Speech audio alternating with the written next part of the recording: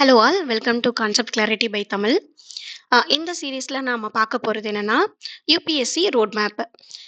ப்ரிலிம்ஸ்க்கு வந்து ஒவ்வொரு சப்ஜெக்டாக எடுத்துட்டு அந்த சப்ஜெக்டில் வந்து எப்படி how to study, what to study, where to study அப்படின்னு சொல்லிட்டு புக் ரிசோர்ஸஸ் என்ன, அதுக்கான யூடியூப் சோர்சஸ் என்ன இருக்குது. ஸோ இந்த மாதிரி ஒரு சப்ஜெக்ட்டுன்னு சொல்லி எடுத்துட்டா என்னால் முடிஞ்ச அளவுக்கு ஏ டு Z இதில் வந்து கவர் பண்ண பார்க்குறேன்.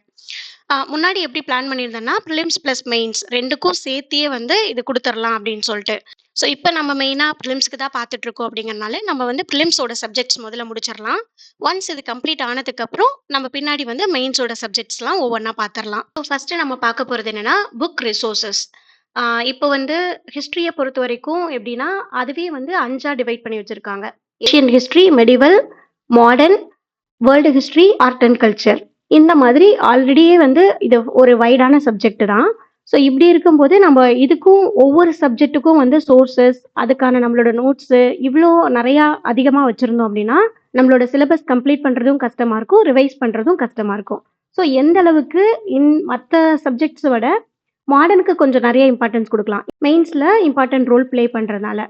ஸோ ரிமைனிங் நான் சொன்னது ancient, medieval, art and culture, world இது எல்லாமே வந்து நீங்கள் லிமிட்டடாக வச்சுக்கணும். So NCERT is the main source. So NCERT பொறுத்த வரைக்கும் 2025லேருந்து நியூ என்சிஆர்டி மாற்றிட்டாங்க. முன்னாடிலாம் வந்து ஹிஸ்ட்ரி அந்த மாதிரி எக்கனாமி, ஜியாகிரஃபின்னு தனியாக இருந்துச்சு. இப்போ வந்து சயின்ஸ், சோஷியல் சயின்ஸ் அப்படின்னு கொண்டு வந்து அதுலேயே நிறைய இன்க்ளூட் பண்ணிட்டாங்க. நீங்க ஜஸ்ட் என்சிஆர்டியோட சைட் போய் பார்த்தோம்னாவே அதுலயே எல்லா புக்ஸையும் வந்து பிடிஎஃபா டவுன்லோட் பண்ணிக்க முடியும். இந்த புக் வந்து 2025க்கு முன்னாடி வந்த புக். ஸோ இது வந்து அவர் பாஸ்ட் 1 அப்படின்னு சொல்லிட்டு. இதை வந்து ஓல்டு என்சிஆர்டி RS சர்மா அப்படின்னு சொல்லுவாங்க. ஸோ அதுக்கப்புறம் தமிழ்நாடோட 11th 12th டெக்ஸ்ட் புக்கை சொல்லுவாங்க. So 11th ancient medieval cover ஆயிருக்கும், 12th வந்து மாடர்ன் கவர் ஆயிருக்கும். இப்போ இந்த அட்டெம்ப்ட் கொடுக்க போறீங்க அப்படின்னா இந்த புக் இப்போ ஸ்டார்ட் பண்ண வேணாம், ஜஸ்ட் ஸ்கிம் மட்டும் பண்ணி வச்சுக்கலாம். ஆனா இப்ப ஃப்ரெஷரா இருக்கீங்க, இனி நெக்ஸ்ட் அட்டெம்ப்ட் தான் குடுக்க போறீங்க அப்படின்னா, இப்ப வந்து இது ஒரு ரிசோர்ஸா நம்ம எடுத்துக்கலாம். ஸோ நெக்ஸ்ட் பார்த்தோம்னா யூடியூப் சோர்சஸ். நீங்க வந்து ஒரு கோச்சிங் சென்டர்ல போய் படிக்கிறீங்க அப்படின்னா, அங்கேயே வந்து தேவையான கன்டென்ட் குடுத்துருவாங்க. பட் அது இல்லாம செல்ஃப் ஸ்டடி படிக்கிறவங்களுக்கு எப்படி வந்து இந்த சப்ஜெக்ட்ஸ் எல்லாம் கவர் பண்றது அப்படிங்கிறதுக்காக தான் நான் வந்து யூடியூப் சோர்சஸும் சேர்த்து குடுக்குறேன். இதுல பார்த்தோம்னா ஏன்ஷியன் ஹிஸ்டரிக்கு all India civil service coaching centre இருக்கு இல்லையா, அவங்களோட யூடியூப் சேனல்லையே வந்து ஃபவுண்டேஷன் கோர்சஸ் அப்படின்னு சொல்லிட்டு போட்டிருக்காங்க. ஸோ இது வந்து என்னன்னா all India civil service coaching சென்டரோட வீடியோஸ் தான். இதையே நான் சொல்றேன் அப்படின்னா இது வந்து ரிலையபிளா இருக்கிறதுனால நான் சொல்றேன். இதை தாண்டி வேற ஏதாவது கோச்சிங் இன்ஸ்டிடியூட்டோட வீடியோஸோ இல்லை வந்து கண்டென்ட்டோ வந்து காப்பிரைட் இல்லாம இருக்கு அப்படின்னா அதுவும் நான் உங்களுக்கு வந்து ஷேர் பண்றேன். இங்க பாத்தீங்கன்னா ஃபவுண்டேஷன் கோர்ஸ்னு இருக்கா, இதுல பாத்தீங்கன்னா சிசாட்டுக்கு போட்டிருக்காங்க. ஸோ இந்தியன் பாலிட்டிக் இருக்கு, ஹிஸ்ட்ரிக்கு இருக்கு, என்விரான்மெண்ட் அண்ட் எக்காலஜி எல்லாத்துக்குமே போட்டிருக்காங்க. இது வந்து நம்ம இந்த ஃபவுண்டேஷன் கோர்ஸ்ங்கிறனால எல்லாம் A to Z வந்து எல்லா டாபிக்குமே இதுல கவர் பண்ணியிருக்காங்க. ஸோ இது வந்து ஒரு ரிலையபிள் சோர்ஸா எடுத்துக்கிட்டு நம்ம இதை ஃபாலோ பண்ணிக்கலாம். செல்ஃப் ஸ்டடி பண்றவங்களுக்கு எல்லா கான்செப்ட்டுமே நம்மளால படிச்சு தெரிஞ்சுக்க முடியாது. அப்படி ஒரு வீடியோ எக்ஸ்பிளனேஷன் வேணும் அப்படின்னா நம்ம இது ஒரு சோர்ஸா நம்ம யூஸ் பண்ணிக்கலாம். இங்க பாத்தீங்கன்னா ஹிஸ்டரியில எடுத்துக்கிட்டோம்னா வணக்கம், நான் உங்க இங்க எல்லாமே கொடுத்துருக்காங்க. இண்டஸ் வேலி சிவிலைசேஷன், ஏன்ஷியன் ஹிஸ்டரியில எல்லா டாபிக்ஸுமே ஆல்மோஸ்ட் கவர் ஆயிருக்கு. ஸோ அதனால இது ஒரு சோர்ஸஸா எடுத்துட்டு நம்ம வந்து படிச்சுக்கலாம். நெக்ஸ்ட் பார்த்தோம்னா syllabus of ancient India. Ancient இந்தியால என்னென்ன டாபிக்ஸ் எல்லாம் வந்து சிலபஸ்ல கவர் பண்ணிக்கலாம், சிஆர்டில வந்து நிறைய கொடுத்துருக்கலாம். பட் உங்களுக்கு எதிலிருந்து எந்தெந்த டாபிக் வந்து தெரியணும் அப்படிங்கிறதுக்காக நான் இதை வந்து கொடுத்துருக்கேன். ஸோ படிக்கும்போது ஏன்ஷியன் இந்தியானா இந்த டாபிக்ஸ் எல்லாம் வந்து கண்டிப்பா உள்ள வந்து இன்க்ளூட் ஆயிருக்கணும். ஸோ ஏன்ஷியன் இந்தியால pre history, proto history or Indus valley civilisation, Vedic age, Buddhism and Jainism, Mahajanapadas, Mauryan age, post Mauryan period, Gupta age, Harsha period, Sangam age, அதில் சேர சோழ பாண்டியாஸ், பல்லவாஸ் அண்ட் சாளுக்கியாஸ். இந்த ஏன்ஷியன்ட் இந்தியாவை பொறுத்த வரைக்கும் எந்தெந்த பாயிண்ட்ஸ்லாம் வந்து நமக்கு ஸ்ட்ரென்த்து அப்படின்னு சொல்லி சொல்கிறேன். நார்மலாகவே என்னென்னா ஹிஸ்ட்ரி அப்படின்னாவே வந்து அது கஷ்டம், இயர்ஸாக இருக்கும், பர்சன்ஸாக இருப்பாங்க. ஸோ அது வந்து கொஞ்சம் கஷ்டமாக இருக்கும் அப்படிங்கிற ஒரு மைண்ட் செட்டு தான் நிறைய பேருக்கு இருக்குது. ஆனால் உண்மையிலேயே ஹிஸ்ட்ரி மாதிரி ஒரு சப்ஜெக்ட் வந்து எதுவுமே கிடையாது. ஒரு வீடியோவாக பார்த்தா அதுக்கு நம்ம மறக்கிறது இல்லையா, அதே மாதிரியே தான் ஹிஸ்ட்ரியும். ஹிஸ்ட்ரின்னு இன்னொன்று எடுத்துக்கிட்டோம்னா நிறைய வீடியோஸ் இருக்குது, மூவிஸ் இருக்குது. ஸோ அதெல்லாம் கூட நம்மளால ரெலவெண்ட்டாக எடுத்துக்க முடியும். ஸோ அதெல்லாம் கூட நம்மளோட ஸ்ட்ரென்த்து தான். ஸோ எந்த ஒரு டாபிக் எடுத்து படித்தாலும் அந்த டாபிக்ல மேப்ஸ் இருக்கா? நீங்க என்சிஇஆர்டி படிக்கும்போதே தெரியும். நெறைய மேப்ஸ் போட்டிருப்பாங்க. மேப்ஸ் வந்து கீனா படிச்சு வச்சுட்டோம்னா, அது வந்து ஒரு பிக்கஸ்ட் ஸ்ட்ரென்த். அதுக்கப்புறம் பிக்சர்ஸ். நமக்கு அந்த பிக்சர் பார்க்கும்போது, அந்த டாபிக்க வந்து நம்மளாலேயே இமேஜினேஷன் பண்ணிக்க முடியும். ரிலேட் பண்ணி படிக்க முடியும். அதுக்கப்புறம் அனிமேஷன் அண்ட் வீடியோஸ். நீங்க YouTubeலலாம் எடுத்துட்டீங்கன்னா, இது வந்து எப்பயுமே உட்கார்ந்து பார்த்துட்டு இருக்கணும்னு சொல்ல வரல. நெறைய அனிமேஷன் போட்டுருக்காங்க. இப்போ இந்த ஏஐ எல்லாம் வந்ததுக்கப்புறம் எல்லா டாபிக்குமே வந்து அனிமேஷனோட ஒரு வாரு, இல்லன்னா ஒருத்தரோட ஸ்டோரி, பயோகிராஃபி எல்லாத்தையுமே வந்து அனிமேஷனோட போட்டுருக்காங்க. ஸோ அதெல்லாமே பார்த்தா நமக்கு வந்து மறக்காம இருக்கும். அதுக்கப்புறம் டேபிள்ஸ்.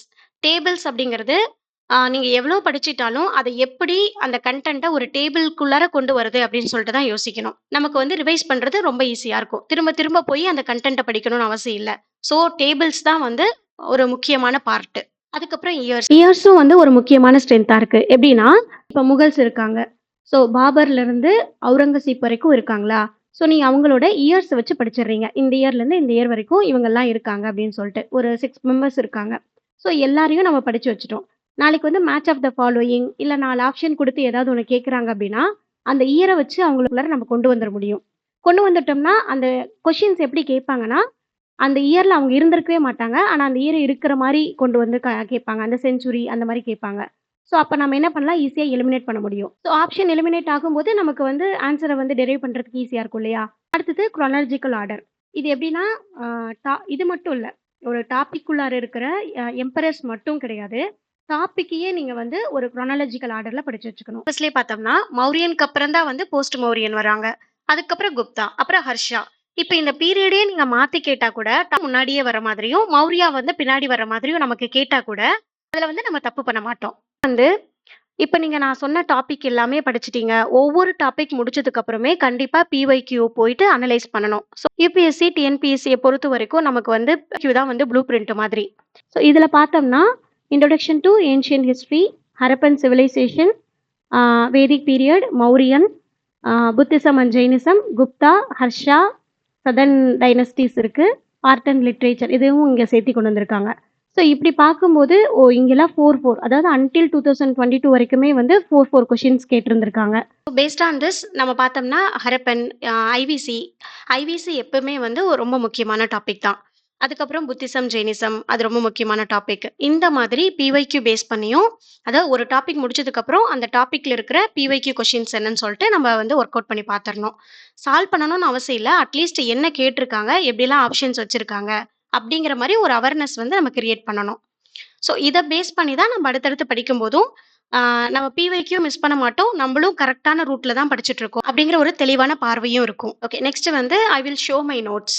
இது பார்த்தீங்கன்னா, மேப்ஸ்ன்னு சொல்லி போட்டுட்டு, இது என்சிஇஆர்டி பேஸ் பண்ணி, இந்தந்த டாபிக் கீழலாம் என்னென்ன மேப் இருக்கோ, அத சும்மா பேஜ் நம்பர் மட்டும் நான் மார்க் பண்ணி வச்சுட்டு, ஏதாவது ஃப்ரீயா இருக்கிற டைம்ல, இல்ல ரெஃப்ரெஷ் பண்ற மாரி டைம்ல வந்து அந்த மேப்ப எடுத்து எடுத்து ஒரு ரீகால் பண்ணிக்கிறது. ஸோ இந்த மாரி ஒரு பேஜ் நம்பர் போட்டு வச்சுட்டா, எடுத்து பார்க்கறதுக்கு கொஞ்சம் ஈஸியா இருக்கும். நெக்ஸ்ட் வந்து ஜெயினிசம் எடுத்திருக்கேன். சும்மா அப்படியே ஓவராலா சொல்றேன் நானு. இது வந்து என்னோட நோட்ஸ் எப்பவுமே வந்து ரொம்ப கிரிஸ்பா தான் எடுத்திருப்பேன். ஆனா அதே மாதிரி ஃபர்ஸ்ட் நோட்ஸ் வந்து கொஞ்சம் எலாபரேட்டா தான் இருக்கும். அத நம்ம எடுத்த உடனே அவ்வளோ கிரிஸ்பா மாத்த முடியாது. So first notes, second, third அதுக்கப்புறம் தேர்டு, ஃபோர்த்தெல்லாம் நீங்க போகும்போது, நல்லா ஞாபகத்துல இருக்கிற விஷயங்கள் எல்லாம் விட்டுட்டு, எது மறக்குதோ அந்த பாயிண்ட்ஸ் மட்டும் நம்மளோட நோட்ஸ்ல இருக்கிற மாரி பார்த்துக்கலாம். ஸோ ஜெயினிசம் அப்படின்னு பார்த்தோம்னா, ஃபர்ஸ்ட் ஃபவுண்டர் யாரு? செகண்டு, 19த், 23, 24 தான் நம்மளோட மகாவீரா இருக்காரு. ஸோ இவங்களெல்லாம் தீர்த்தங்கராஜ்ன்னு சொல்லுவோமா? இயர்ல பொறந்தாரு. 540 பிசிஇ. எந்த பிளேஸு? என்ன கிளானு? அதுக்கப்புறம் ஃபாதர் நேம், மதர் நேம், ஒரு ஷார்ட்டா இதுதான் என்னோட நோட்ஸ். இத பார்த்தாவே எனக்கு அந்த ஸ்டோரி ஃபுல்லா ஞாபகத்துக்கு வந்துரணும். ஸோ அந்த மாதிரி தான் நான் நோட் பண்ணி வச்சிருப்பேன். ஓகே 30 ஏஜ்ல வந்து வீட்ட விட்டு கிளம்புறாரு. ஸோ ஜெயினிசத்திலேயே 2ஆ பிரிஞ்சிருக்கும். திகம்பராஸ், ஸ்வேதம்பராஸ் அப்படின்னு சொல்ட்டு. ஸோ இவங்களுக்கு ஹெட்டா பத்ரபாகு இருப்பாங்க. இவங்க ஸ்தூலபத்ரா அப்படின்னு சொல்லிட்டு இருப்பாங்க. ஸோ இவங்க என்னென்னலாம் ஃபாலோ பண்ணாங்க? எங்க இருந்துச்சு? கர்நாடகால தான் இது ரொம்ப அதிகமா இருந்துச்சு. இது வந்து பீகார்லயே மெயின்டெயின் பண்ணிட்டு இருந்தாங்க. ஸோ இந்த மாதிரி. அதுக்கப்புறம் ஜெயின் கவுன்சில். அ மொத்தமாவே ஜெயினிசம் பொறுத்தவரைக்கும் 2 கவுன்சில் தான் இருக்கும். ஸோ அதெல்லாம். அதுக்கப்புறம் டெக்ஸ்ட். இப்ப இதெல்லாம் வந்து எப்படின்னா, நீங்க வந்து டேபிளா மாத்திரலாம். இங்க வந்து நான் நோட்ஸா எடுத்து வச்சிருக்கேன். பட் நான் டேபிளாவும் போட்டு வச்சிருப்பேன். ஜெயினிசம் எடுத்துட்டா, அதுல இருக்கிற டெக்ஸ்ட் என்ன? கவுன்சில் என்ன? வேற ஏதாவது புக்ஸ் இருக்கா? ஆர்க்கிடெக்சர் இருக்கா? ஸோ அந்த மாதிரி எல்லாத்தையுமே வந்து நான் டேபிளா மாத்தி வச்சு, பிஒய்க்யூ இருந்துச்சுன்னா, அதுக்கு இன்னும் கொஞ்சம் ஒரு ஹைலைட் பண்ணி வைக்கிறது, அந்த மாரியெல்லாம் நோட் பண்ணி வச்சிருக்கேன். ஸோ டெனட்ஸ் அப்படின்னா கோட்பாடுன்னு சொல்றாங்க. அவங்க ஜெயினிசத்துல என்னென்ன டெனட்ஸ் ஃபாலோ பண்றாங்க அப்படின்னு சொல்லிட்டு. ஸோ இங்க பார்த்தீங்கன்னா 3 ரத்னாஸ் இருக்கு. இது வந்து நிமோனிக்ஸ் நோட் பண்ணி வச்சிருக்கேன். Right faith, right knowledge, right conduct. அது வந்து கேஎஃப்சி அப்படின்னு படிச்சுக்கலாமா? Knowledge, faith, conduct. அதுக்கப்புறம் 5 கிரேட் வாவ்ஸ். அதுக்கும் ஒரு நிமோனிக்ஸ். ஏக்யூப், BS. Ahimsa, asteya, aparigraha, B for brahmacharya and S for satya. அதுக்கப்புறம் ஏன் டெக்லைன் ஆச்சு அப்படின்னு சொல்லிட்டு அதையும் நான் வந்து பெருசா வேர்டிங்ஸ்ல எல்லாம் நான் எழுதல. அதையும் ஒரு ஷார்ட்டா வந்து ஒரு பாயிண்ட்ஸ் மாதிரி தான் நோட் பண்ணி வச்சிருக்கேன். ஸோ இது ஜெயினிசம். அடுத்தது மகஜன படாஸ். இதுல ஃபுல்லா அந்த ஹிஸ்டரியே நான் கொண்டு வந்திருப்பேன். ஃபர்ஸ்ட் இந்தியன் எம்பையர் எப்படி இருந்தாங்க, ஸோ இவங்கெல்லாம் யார் யாரோட ஜாயின் ஆனாங்க, ஸோ மகதன் கிங்டம்ல யார என்னென்ன டைனஸ்டிலாம் இருந்துச்சு, ஸோ அவங்கவுங்களுக்கு அடுத்தது யார் யார் வந்தாங்க அப்படிங்கிற மாதிரி ஒரு ஃப்ளோ சார்ட் தான் எல்லாமே. நீங்க வந்து லைன் பை லைனா எழுதிட்டு இருக்காம இந்த மாதிரி ஃப்ளோ சார்ட் போட்டு படிக்கும் போதே ஒரு 3 டைம் படிச்சதுக்கு அப்புறம் இந்த மாதிரி ஃப்ளோ சார்ட் போட்டீங்கன்னா இந்த ஃப்ளோ சார்ட் பார்த்தாவே போதும். ஹோல் டாபிக்குமே நமக்கு ஞாபகத்துல வந்துரும். ஸோ அதனோட கண்டினியூட்டி தான் Persian and Macedonian invasions, Alexander பத்தி. அதுக்கப்புறம் மௌரியா. மௌரியானா சந்திரகுப்த மௌரியா, பிந்துசாரா, அசோகா இவங்கள பத்தி எல்லாம் எடுத்து வச்சிருக்கேன். புத்திசம், ஜெயினிசம் மாதிரி அஜிவிகாஸ்ன்னு சொல்லி கேட்பாங்க. ஸோ அதுவுமே கொஷின்ஸ்ல இருக்கு. ஸோ அதுவும் தனியா நோட் பண்ணி வச்சிருக்கேன். ஸோ இந்த மாதிரி. அதுக்கப்புறம் போஸ்ட் மௌரியன் ஃப்ளோ சார்ட் மாதிரி தான். அடுத்தது புத்திசம். அதே மாதிரி தான். ஃபர்ஸ்ட் செர்மன் எங்க நடந்துச்சு, பிலாசபி என்ன, அதுலயும் வந்து புத்திசத்துலயும் 4 நோபல் ட்ரூத்ஸ் இருக்கு, 8 ஃபோல்டு பாத் இருக்கு. ஸோ அதெல்லாம் என்னன்னு போட்டு வச்சிருக்கேன். ஃபர்ஸ்ட் புத்திஸ்ட் கவுன்சில்ல என்ன நடந்துச்சு, செகண்ட், தேர்டு, ஃபோர்த்து, அதுல இருக்கிற 2ம் ஹீனயானா, மகாயானா. ஸோ அந்த 2யும் வந்து மென்ஷன் பண்ணியிருக்கேன் இங்க என்னன்னு சொல்லிட்டு. அடுத்தது ஹிந்து பிலாசபிக்கல் ஸ்கூல்ஸ் ஒரு 6 இருக்கும். ஸோ அது சாம்கியா, யோகா, வைசேஷிகா, நியாயா, பூர்வ நிமான்ஷா, உத்தர நிமான்ஷா, வேதாந்தா எல்லாமே வந்து என்னோட நோட்ஸ் பார்த்தீங்கன்னா கிறிஸ்பா தான் இருக்கும். இதை ரிவைஸ் பண்றதுக்கு மேக்ஸிமம் 1 ஹவர்லயே நம்ம ஏன்ஷியன் ஹிஸ்டரி ஃபுல்லாவே ரிவைஸ் பண்ணிடலாம். சொன்ன மாதிரி நான் ரிவைஸ் பண்றதும் வந்து ஒவ்வொன்றா பார்த்து பார்த்து இதையே படிச்சுட்டு இருக்க மாட்டேன். இப்போ எடுத்து வச்சுட்டோம்னா ஜெயினிசம். ஓகே, ஜெயினிசத்துல இருந்து யாரெல்லாம் ஃபவுண்டர், என்னென்ன டெனட்ஸ் இருக்கு. ஸோ இந்த மாதிரி ஒரு சின்ன சப் டாபிக் வச்சுக்கிட்டு அந்த டாபிக் மட்டுமே நோட் பண்ணி வச்சுட்டு அந்த டாபிக் வச்சு நானே ஆக்டிவ் ரீகால் மட்டும் தான் பண்ணுவேன். So that is the best method to retain your memory. ஹிஸ்டரியை பொறுத்த வரைக்கும் நிறையா வந்து மேகசீன்லயோ இல்லை வேற ஏதாவது பல்கா வந்து லாஸ்ட் மினிட்ல வந்து நிறைய டாக்குமெண்ட்ஸ் எல்லாம் கொடுப்பாங்க. எக்ஸாமுக்கு முன்னாடி வந்து நிறைய பிடிஎஃப்ஸ் எல்லாம் ரிலீஸ் பண்ணுவாங்க. ஸோ அது எதையுமே நீங்க பார்க்க வேண்டாம். அது கடைசி நேரத்துல நமக்கு பதட்டமா இருக்கும். ஸோ இதை பார்த்தா இதுல இருந்து 2 கொஸ்டின் வந்துருமோ, அதுல இருந்து 2 கொஸ்டின் வந்துருமோன்னு சொல்லிட்டு நிறைய தேட ஆரம்பிப்போம். பட் அதை எல்லாமே இக்னோர் பண்ணிட்டு ஸோ லாஸ்ட் மந்த் ஃபுல்லா நம்மளோட நோட்ஸ் மட்டும் தான் நம்ம கம்ப்ளீட்டா ரிலையான் ஆயிருக்கணும். இந்த மாதிரி ஏன்ஷியன் ஹிஸ்டரிக்கு நடக்கும்போது நிறைய கரண்ட் அஃபேர்ஸ் வந்து இருக்கும். ஸோ அது எல்லாமே நம்ம படிச்சுட்டு இருந்தோம்னா நம்மளால மற்ற கோர் சப்ஜெக்ட்ஸ் எல்லாம் நம்ம மிஸ் பண்ணிடுவோம். ஸோ ஏன்ஷியன் ஹிஸ்டரிய அதுவும் ஒரு ஸ்ட்ரென்த். அதுல இருந்து கேட்டா நம்ம மிஸ் பண்ணக்கூடாது எதையும். ஸோ பெஸ்ட் என்ன அப்படின்னா நம்மளோட என்னென்ன டாபிக்ஸ் இருக்கு அதை வந்து நம்ம என்சிஆர்டி படிக்கிறோம். அந்த டாபிக்ஸ்ல இருக்கிறது எல்லாமே கவர் பண்ணிடுறோம். பிவைக்யூ பார்த்துடுறோம்.